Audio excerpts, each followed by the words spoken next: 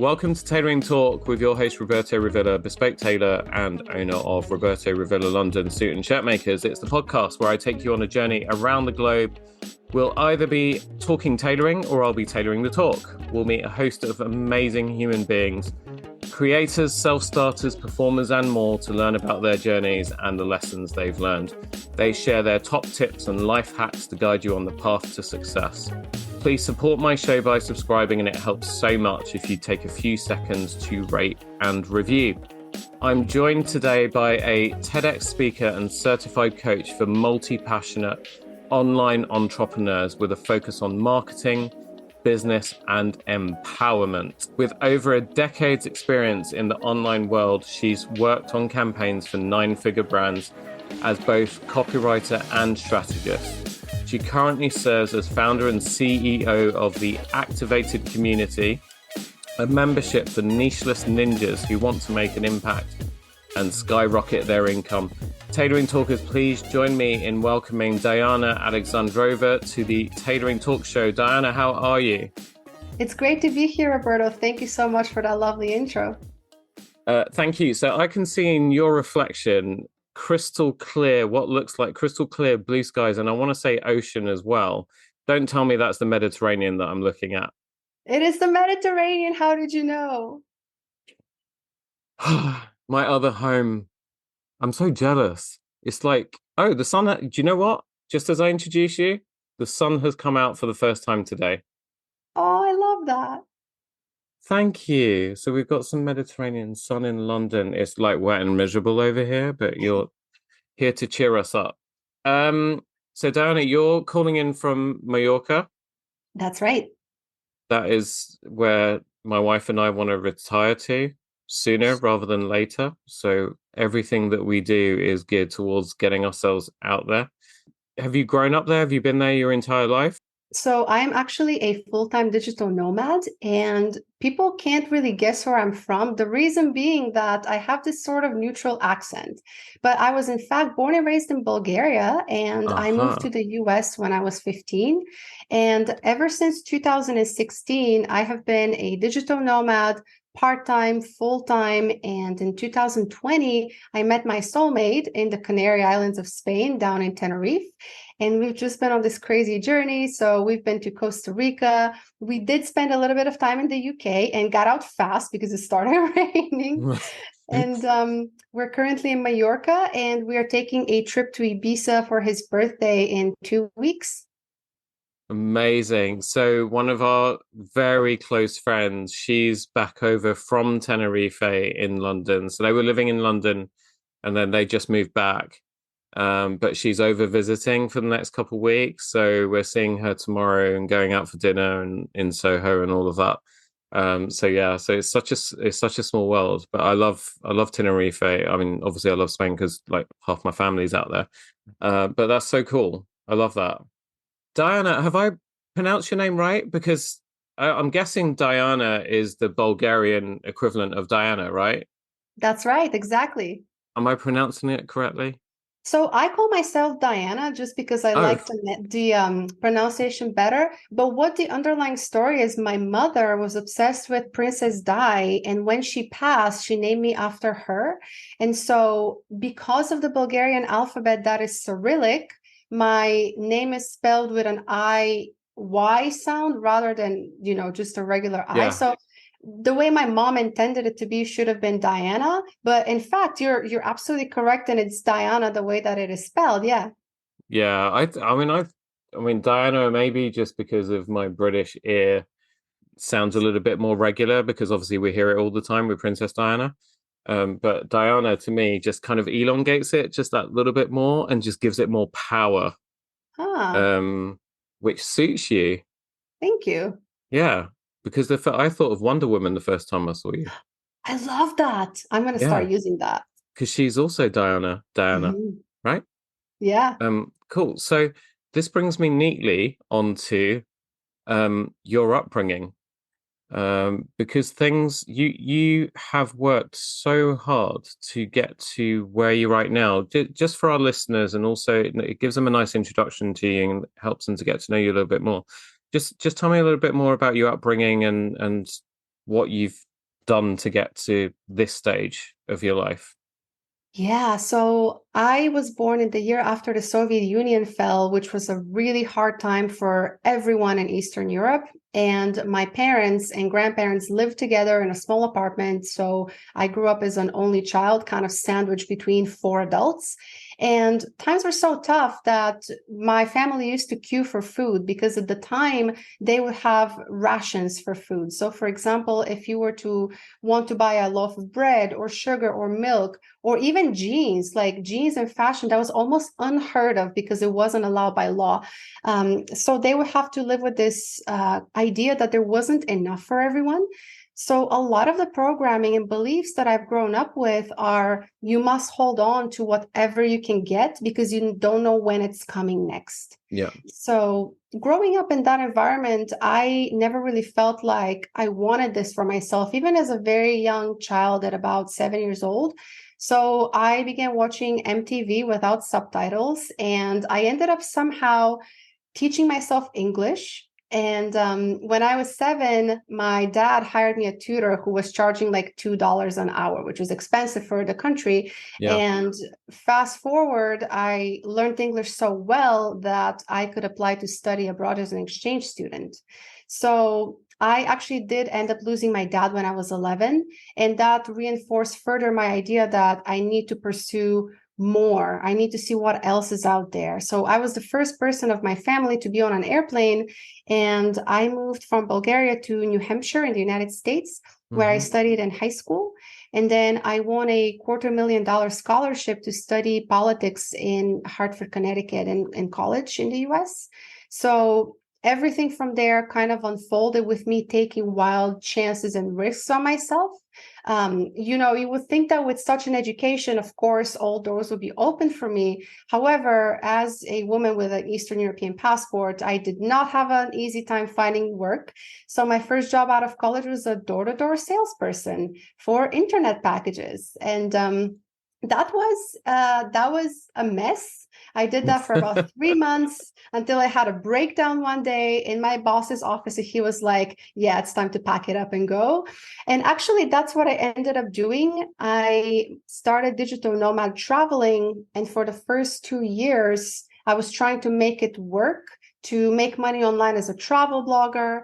And with my last savings that I had, I went to Bali because I had seen Eat, Pray, Love. And I thought, Julia Roberts, first of all, is fabulous. Secondly, it looks beautiful and it looks so effortless. So I go to Bali and I land at the airport and I get off the plane and I'm like, oh my God, this is chaos. It's just so chaotic. There were taxi drivers screaming everywhere, lots of traffic, lots of noise, lots of intimidation. As someone who had not been in a place like that in Asia, it's a whole different animal. Yeah. Yeah. I didn't last there very long. I ended up moving to Spain. I used my last savings to buy a one-way ticket. And after a series of odd jobs, like I moved to Barcelona, which I'm sure you've been to, I was a juice maker. I sold clothes at a small boutique. I got hired to work as a sales expert at a startup, which I thought, okay, finally, I've made it. I'm making $1,200 a month and I've got a room to live in. I'm so rich. But shortly after, I just felt very, very depressed and trapped in my 9 to 5. And that was the last time I took a very big risk. I decided to sublet my room. I bought a one-way ticket to the Dominican Republic because it was warm and there were palm trees, two things that I like. And I moved to a tree house, which was on the property of a hotel. The hotel said, look, we need a social media person. Would you do that job for free if we hosted you in a tree house? I said, bring it on. So once I moved there, I started applying for online work like crazy. I landed my first client, and that was the initial start to my online entrepreneur journey. Wow. I love that. There's a lot that I've been through as well that I can completely empathize with. But I was already in awe of you before you joined the call, but I'm even more so now. I know you mentioned in your bio that there was some bullying that you experienced.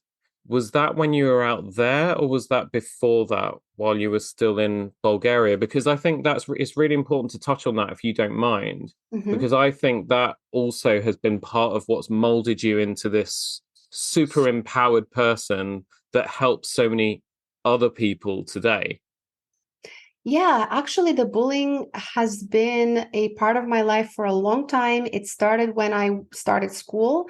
And for context, when I was born, I was a very sickly child. I had to have Right. my tonsils removed, but I was always sick. So I was a really tiny little kid. I wore braces, I wore glasses, and my mom worked at my school. So, her being a very disciplinarian mom, I had to be the best student in the class, grade Yeah. wise. Otherwise, I would be an embarrassment. Yeah. So, imagine me sitting at the front desk because I couldn't see with my braces, with my tiny legs, with my good grades.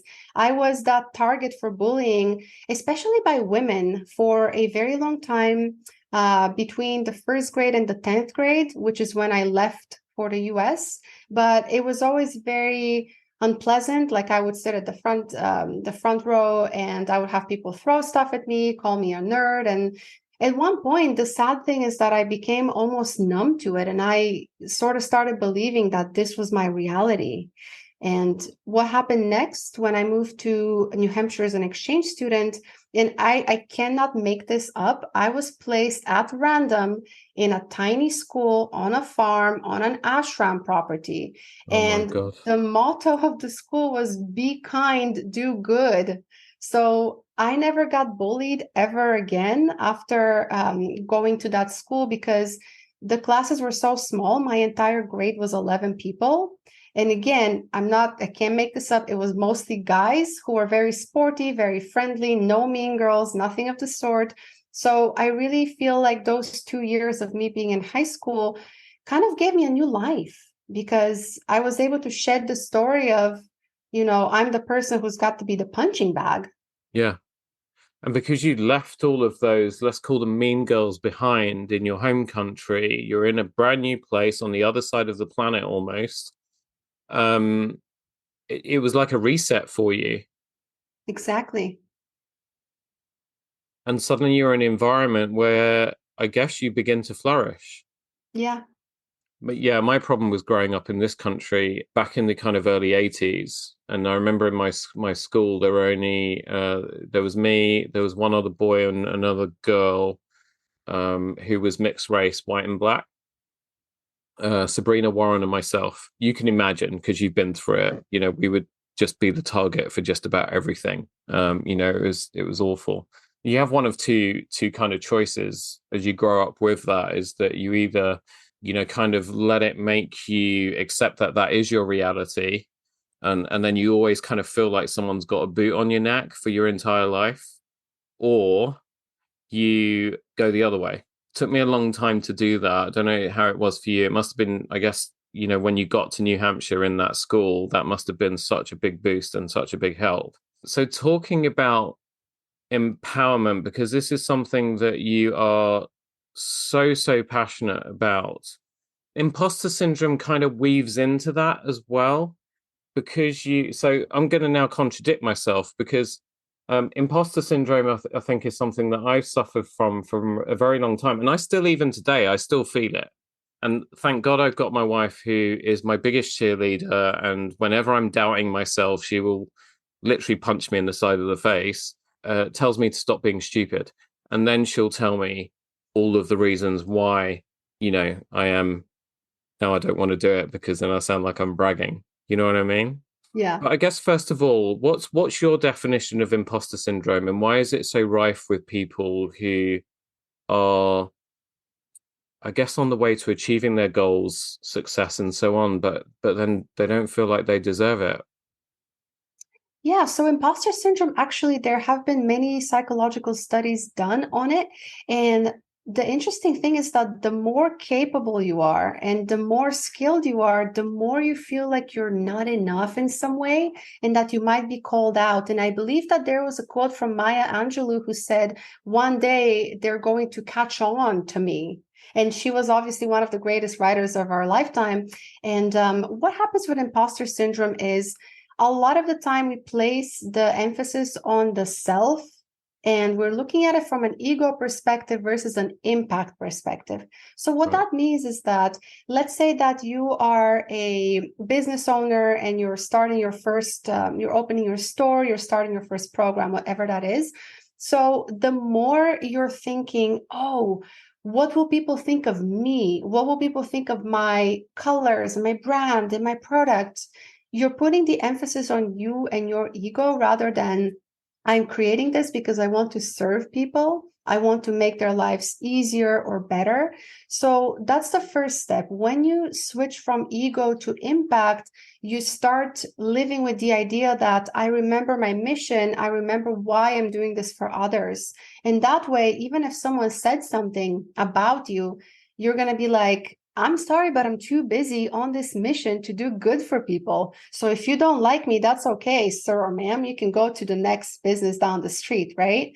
Yeah. And one thing that I've noticed a lot is that there are a couple of types of imposter syndrome. So there's something that I called the philosopher. So the philosopher is someone who has read all of the books, done all of the courses. In theory, they know everything, but in practice, they have nothing to show for. So if anybody listening is like, yeah, I could tell you everything about picking out the perfect outfit, or how to create a course, but I've never done it, then your solution is to go and do the thing. Just try it. Prove that you are not only the philosopher, but someone who can execute.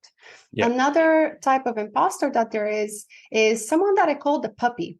So if you imagine puppy energy, like golden retriever, like so excited to see you, this is the person who is so eager to help others and to do something, but they maybe haven't taken the time to actually realize, figure out, learn how to do the thing.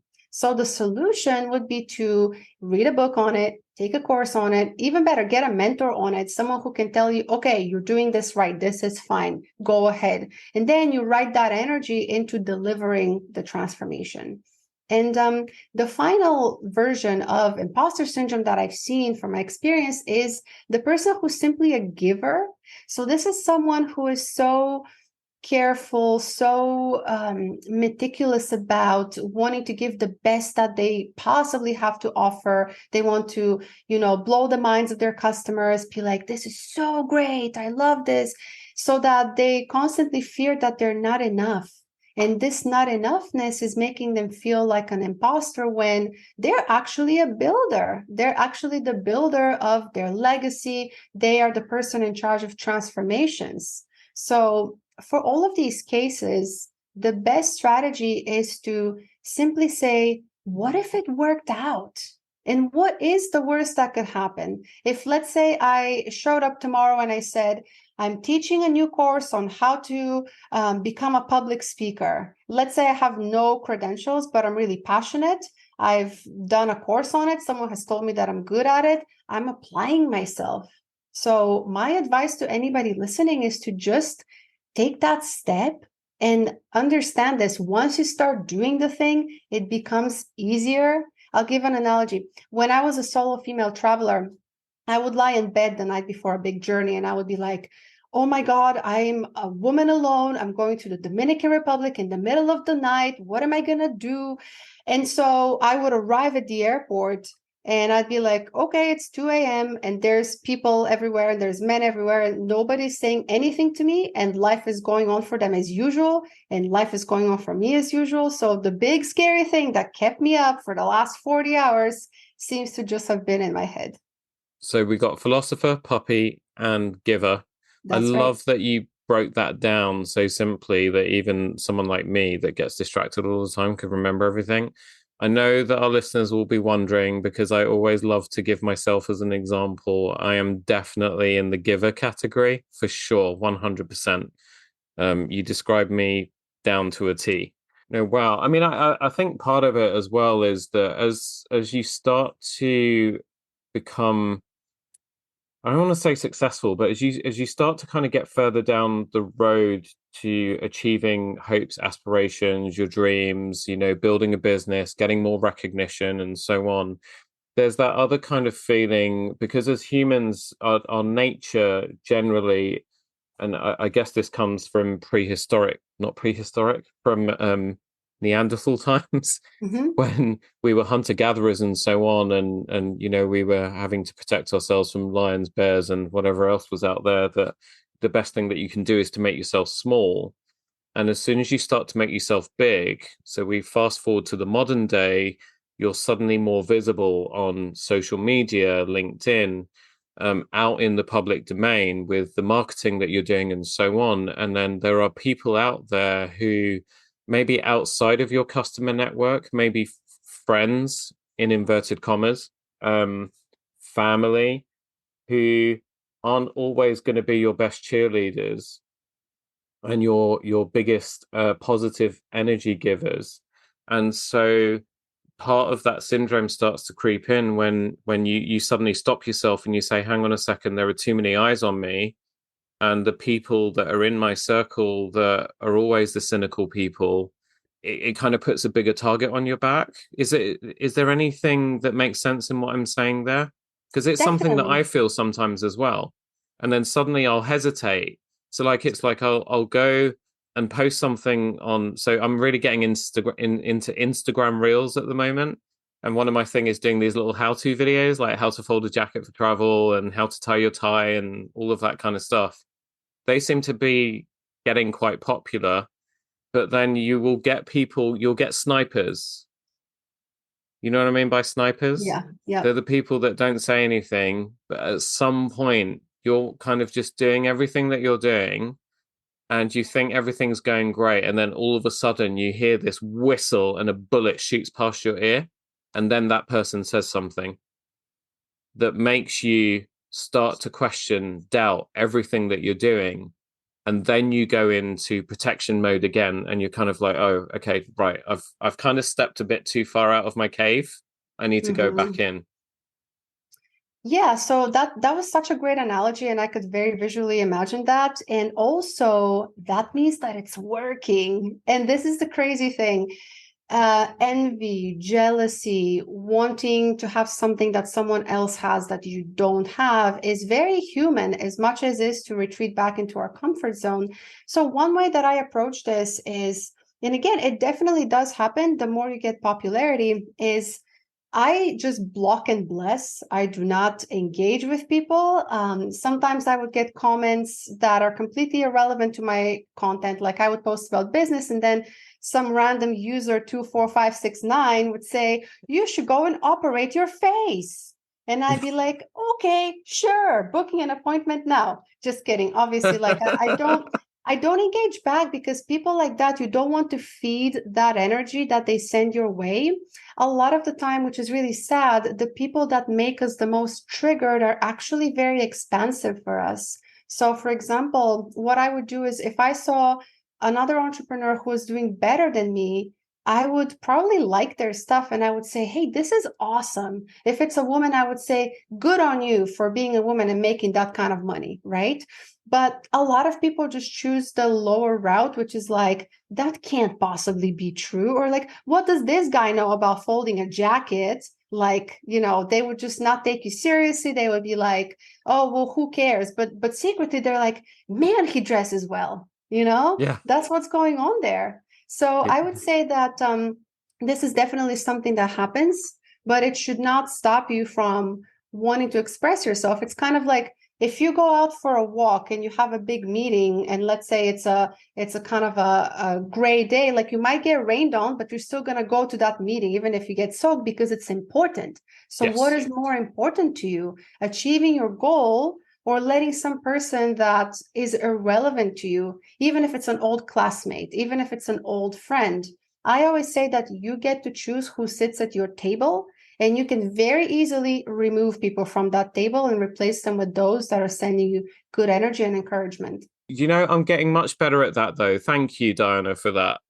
So me personally, I'm getting much better in that. So using that halter folder jacket thing, I had a snipe from someone, and to be honest, it's not people on because I've been on Twitter for a long time, etc., etc. So I've got used to all of that, and for me, it's like I don't give these people that I don't even know, that I'm never ever going to see, that I'm never going to talk to. I don't give them any oxygen. Why should I fuel their fire? So that I'm not so worried about. Is when it comes from people that are the people that you thought would have your back normally, but Mm-hmm. there's obviously some kind of jealousy going on there that they don't talk about when they're in front of you. You know, I had someone who made some stupid comment about it, and I just turned around and I was like, look, dude, I'm really sorry you feel that way, and I'm really sorry it wasn't helpful. If there's anything you've got on your mind that I can answer for you in another video, let me know.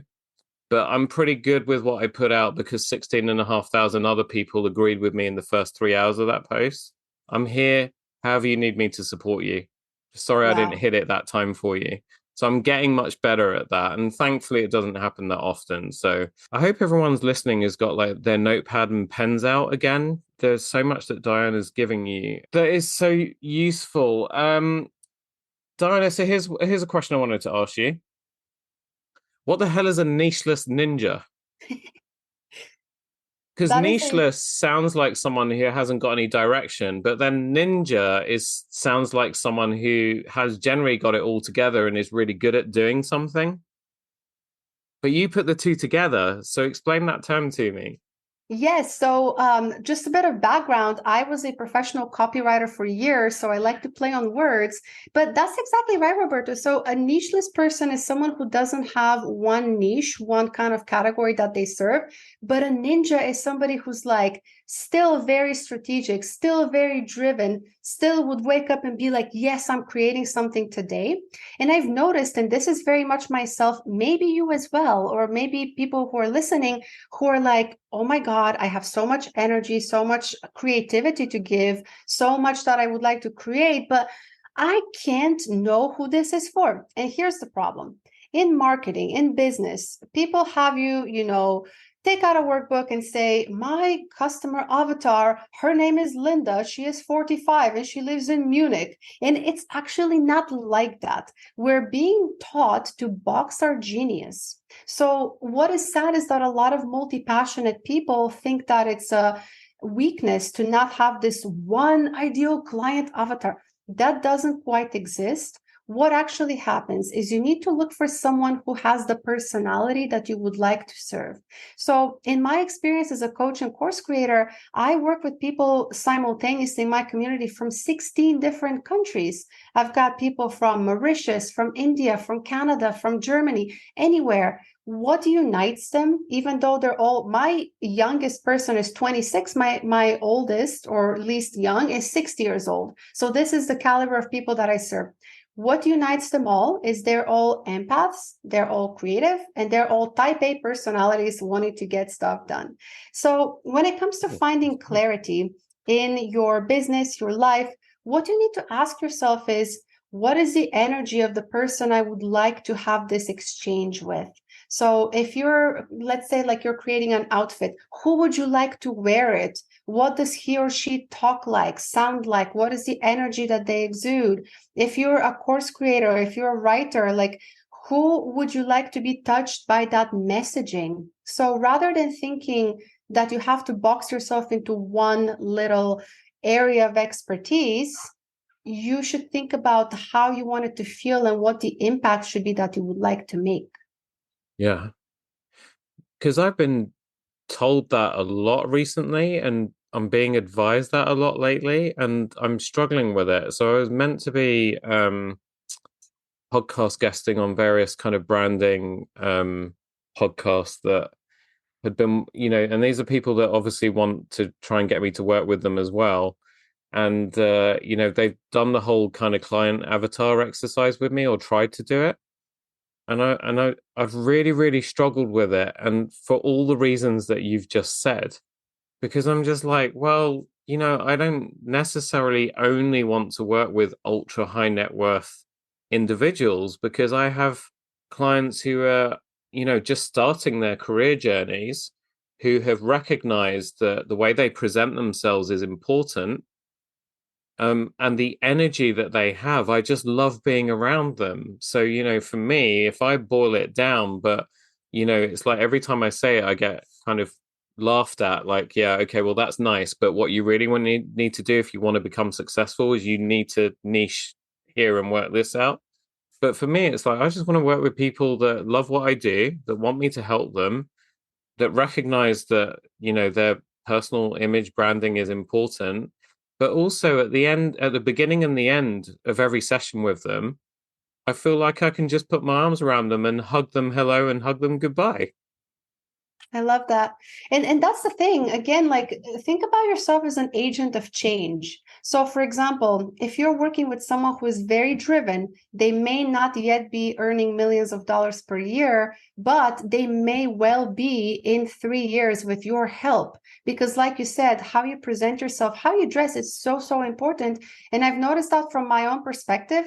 For the last few years, I used to dress like a backpacker everywhere I went. So it would be like jean shorts and crop tops. And it wasn't until maybe about a couple of months ago when I decided to refresh my wardrobe that people started seeing me differently. So to give this into practical terms, I used to earn something like $250 an hour. Now I earn $1,000 an hour. What did I do? I changed my wardrobe. I changed my visual branding on Instagram. It is so, so, so important. I was Yeah. never a believer in fashion until now because I'm seeing the results of it.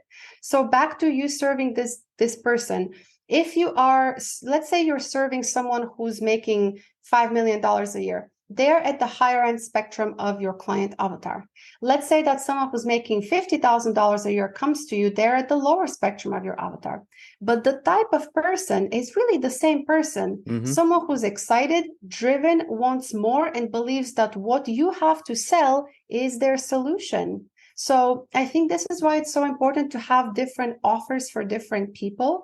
What that means is that if you have someone who's able to spend less, maybe you give them something that doesn't require much of your time. Like let's say a quick consultation, a worksheet, a workbook, a recommendation ebook.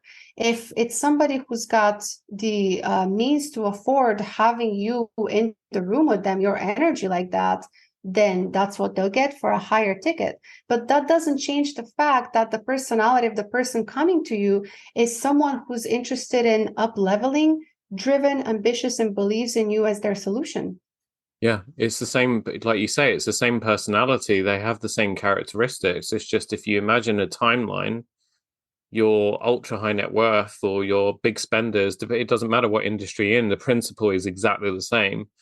So your big spending client is there in the future, and the other one is basically on the same timeline. It's just that they're further back, and eventually they'll get there. I Exactly. see that in my business because I've got clients now that I've worked with for 20 years. And when I first met them, they were the juniors. And now they're on global boards and they're CEOs and so on. So I've been with them through that entire journey. So I really love what you just said about the importance of personal presentation and so on, how you've discovered that.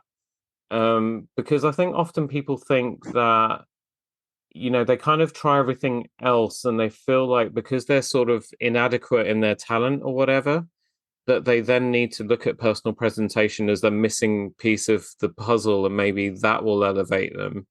But that's obviously not the case because you have someone like you who's completely super talented, has, from my point of view, I've only known you a short time, but, and I'm sure the listeners are thinking the same thing. She sounds like she's really got it all together.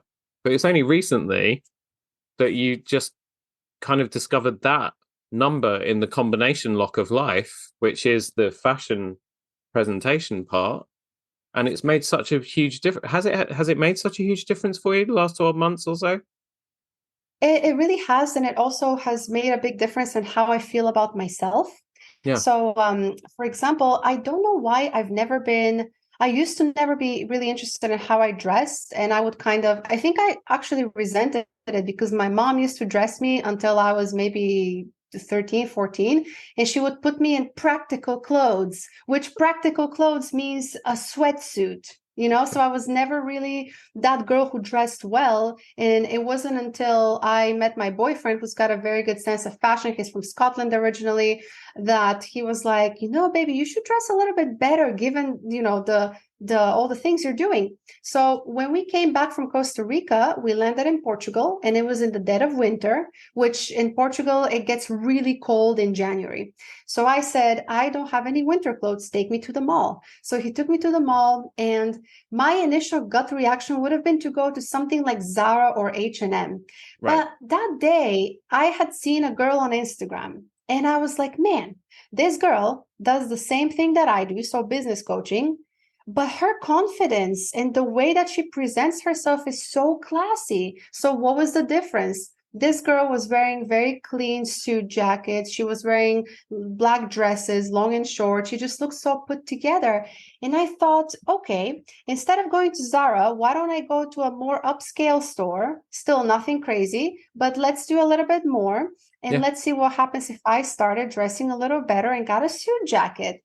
So I got a suit jacket and I got a couple of pants and matching outfits. And all of a sudden, all of my friends were like, when I posted photos on Instagram, oh my gosh, Dee, wow, you look so great. What's different about you? You look like you're showing up with so much more authority. What have you done? And I was like, I've been to the mall. So it was just the crazy thing is people think that a transformation has to take ages and has to take a lot of internal work, which it could very well, but there are lightning fast transformations that you can have in a couple of hours, better yet with someone who knows what they're doing to recommend for you so that you could walk out a brand new person with your head held really high. Yeah, I absolutely love that. Obviously, you're talking my language now, but I love hearing stories like this from people that I've never met before as well. And if you want any of my feedback, you're absolutely like smashing it out of the park. Like Well, seriously, thank you. everything's on point. Colors, like I don't know if your glasses are new and are a recent thing, but again, like they really suit you. You're just now, I'm not following you on Instagram. Why? Right, I need to sort that out. I'll be doing that straight after we get We off this call. definitely need to, yes. Yeah, exactly. That's the thing I'm struggling with now, right? Because it's like, so I've decided Instagram, LinkedIn are the two places I really need to hang out the most because that's generally where my audience are. Um, but then, with Instagram, it's getting that whole look and feel. And then again, you get so many people that give you advice. And it's like, and originally all I would do was just kind of post from the workroom. Like if I finished making something, then I would just make a picture of it and post it up and maybe talk a little bit about it. And then I had people saying to me, well, you're selling a lifestyle.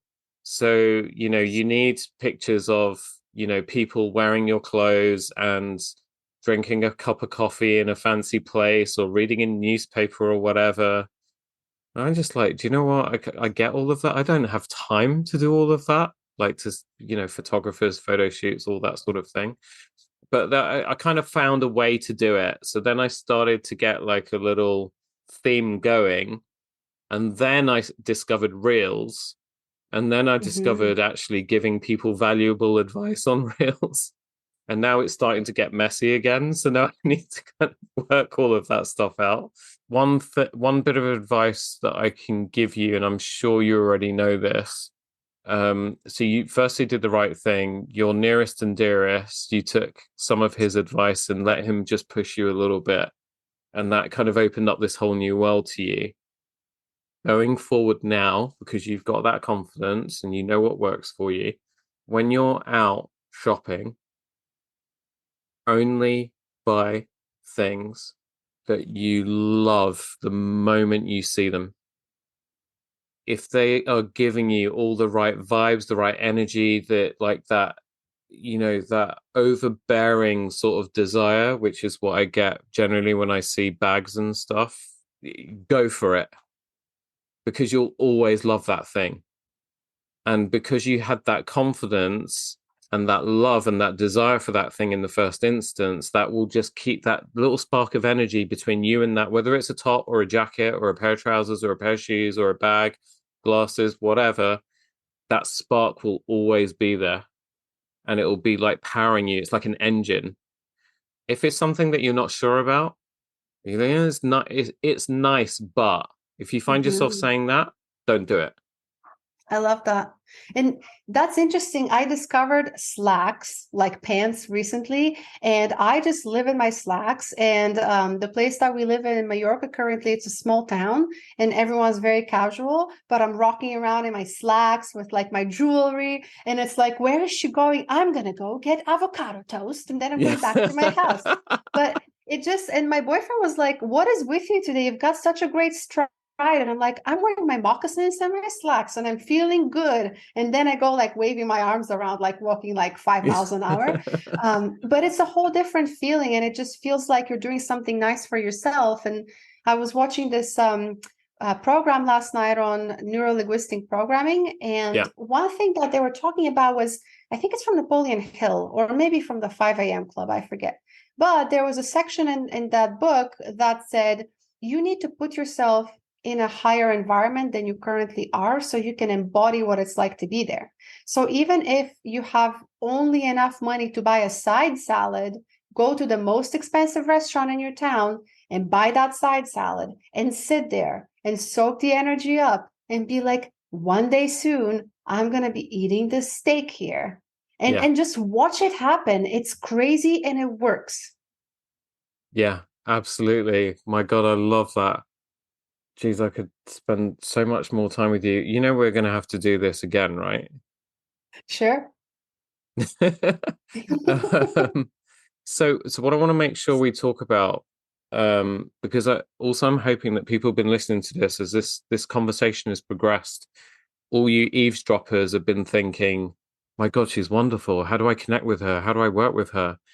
There's something you've got coming up that is going to allow more people to work with you over a consistent basis. Tell me about it. Tell me about your new course. Yeah, so this is something that is very kind of an exciting passion project of mine. I have noticed that a lot of people who are building businesses, whether that's online or offline, oftentimes have a lot to bring to the table, a lot of skills, and they end up doing, custom proposals for potential clients only to have responses that are not quite what they want, be ghosted and whatnot. So what I discovered from my existing community and new people following me is that a lot of people are missing one key piece, which is having an offer suite. So an offer suite is something like the 3 types of core offers that you present to your clients so that when they approach you, they're like, okay, Roberto's got this, this, and this. I'm going to make my choice. I'm going to purchase now. And in the contract, it's listed what I'm getting. There is no room for negotiation. There is no room for asking you for do it hourly, give me a discount, nothing like that. So I am teaching this in a mini course that is a 3-part mini course, and that will focus on how to package your genius into specific 3-tiered offers, even if you're struggling with clarity, because again, nicheless ninjas everywhere. It's going to teach you how to brand, market, and position your offer. And what I'm teaching here is based on my last 3 years in marketing full time, where I've written copy and done messaging for $8 million worth of campaigns. So this is good stuff. And then the third part is for those attending live, I'm going to be doing hot seats and Q&A. And if people were to grab the on-demand recorded version, then they can drop me comments and I will reply to those as well. But I'm very excited about that. It is coming out in the last Tuesday of March. So that is March 27, I want to say. I'm really fired up to get people from seeing themselves as a new owner, freelancer, service provider to a bona fide CEO. So it's an entire mindset lift with the business strategies to support everything in a step-by-step, very digestible way. You're not hosting a podcast yet, are you? No, although I do have plans to start one. So look out for that invite. Absolutely. Anything I can help or support you with there, because having just been through launching and now I'm 2 years in, just don't be a stranger, okay? Thank you. Yeah. 2023, and I have made a commitment to Dayana that you should all be listening to this by Friday, the 24th of March. So I'll make sure. Ooh. Ooh, Diana's going to give me all the links, all the information that you need. That'll be in the show notes, and we'll make sure that we also put that in wherever where promoting the episode to you lovely lot. Diana, thank you so, so much. I really, really appreciate all the amazing tips that you've given today. When are you launching your podcast? Because you're going to be incredible. I am hoping to launch it by the end of May. So fingers crossed, and So I'll make not sure not to long. procrastinate. Yeah, don't. Just get on and do it. I won't do it now because I'm going to bore this lot, but there's there's loads of I'm going to ask you one more thing before I let you go, actually. There's Mhm. loads of mistakes I made at the beginning. And, my early episodes, they took days to edit, because I didn't really know what I was doing. I was searching online how to do stuff and so on. And then I was so focused on making everything like me, my guest, just everything sound as perfect as possible. So we'll have hopefully a conversation offline and I'll guide you through all that stuff. And just because you're really busy. Now, this is what I want to ask you. With everything you've got going on, how the hell do you fit it in? Like, do you compress time somehow, or do you just have more hours in the day than the rest of us because you're not a normal human being? I get that a lot. And the truth is that I'm a time traveler, just joking. One thing that has really helped me is I am relentless when it comes to prioritizing. So, for example, if someone comes and says to me, "Hey, could you please help me out with so and so?" I'll say, "I can fit you in 4 days from now at this time to this time." And when I wake up in the morning, I wake up between 6 and 7, so nothing crazy. I would start the day by doing what is most exciting to me, and then followed by whatever is on deadline. So luckily, ever since I got into coaching full time, I don't have any crazy deadlines to meet because Yeah, a lot of the work is being done via Zoom in the session itself. And obviously people can message me in between, but it's not like I have to write an essay or anything. But yeah, I've had people ask me to go to lunches and dinners. And if it's somebody that I genuinely enjoy, I'll go. I definitely will. But if it's someone who is offering me something that I don't want to do, and again, I've been able to kind of shed a lot of my people pleasing tendencies, is I would look them dead in the face and I'd be like, immediately no, just immediately no. And they know me and they're like, "Oh, Dee, you're so funny. Will you come?" And I'm like, "No, thank you. I'm busy. I can't make it." So I just say no to absolutely everything that doesn't fit within my day. And the things that I do prioritize every day are 2 hours of walks because I like to get my 20,000 steps in, 1 hour of chilling on the couch doing nothing, and 2 hours of studying every morning, which is for my own benefit. It's usually mindset stuff, it's marketing stuff, and everything else kind of has to fit into my schedule. But if it doesn't, and if it doesn't light me up, very politely, immediately no. I'm going to create my own I've got a blank notebook and I've been waiting to use it for something. And I've decided what I'm going to use it for. I'm going to create Oh my my book of God. Diana isms. I love that. And Oh my when I'm God. editing this, I'm going to carefully write everything down. I'm And then imagining like calligraphy and stuff. yeah, exactly. I'm going to learn to stop grinning so much. I like my serious face. You've got a great smile. Thanks. And just learn to just stare people directly in the eye. I was like, Yeah. no. That's like, like Tyra Banks used to have the show America's Next Top Model, Yeah, and yeah. it's like smizing, but it looks more like this like kind of like stare that you don't want to mess with that person. So like smize, but without the smile part. Yeah, yeah, Stare. exactly. So, like, do you want to do this? No, Exactly. I'm too No, busy. it's a full sentence. Exactly. No, I'm too busy. I like that. Oh my God. I've had so much fun. Have you had fun? I've had all the fun. This has been one of the best conversations I've had, really.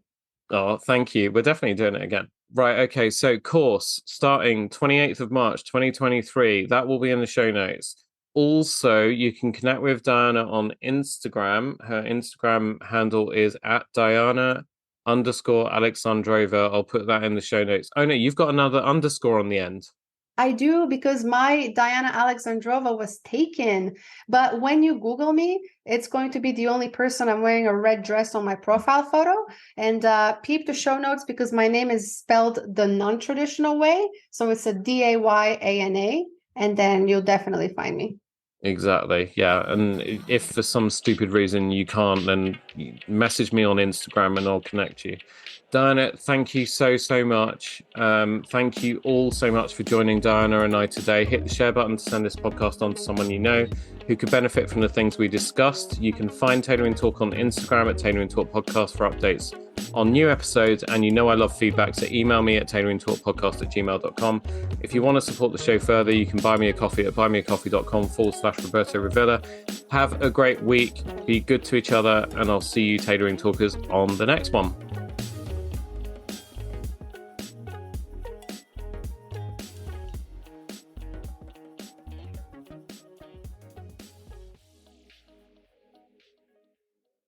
Thank you so much. That was great. Yeah, you were awesome. Do your glasses, awesome. have you had them done with a little tint?